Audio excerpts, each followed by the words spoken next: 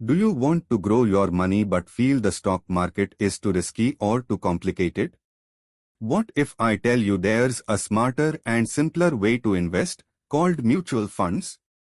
Hi everyone, welcome back to the channel.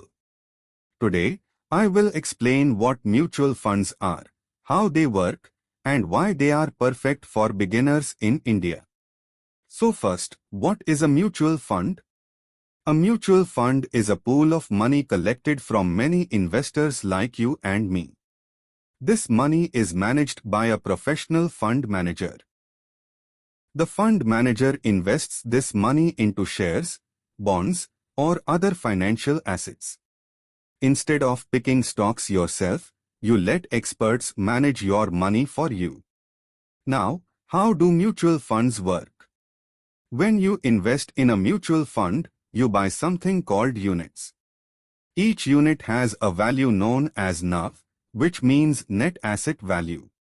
When the investments perform well, the NAV increases.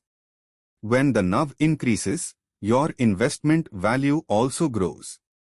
Next, let's talk about the types of mutual funds. There are mainly three types. First, equity funds. These invest in company shares. They offer higher returns, but they also carry higher risk. Second, debt funds. These invest in bonds and fixed income instruments. They are safer compared to equity funds and give stable returns. Third, hybrid funds. These invest in both equity and debt. They balance risk and returns. So why are mutual funds good for beginners? Mutual funds are professionally managed. They are diversified, which means your risk is spread across many investments.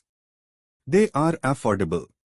You can start a SIP with just 500 rupees. They are also easy to invest in and easy to track. If you are new to investing, mutual funds are a great starting point. Start small, stay consistent, and think long-term. If you found this video helpful, like the video, share it with your friends. And subscribe to the channel for more simple finance videos. Thank you for watching. Disclaimer.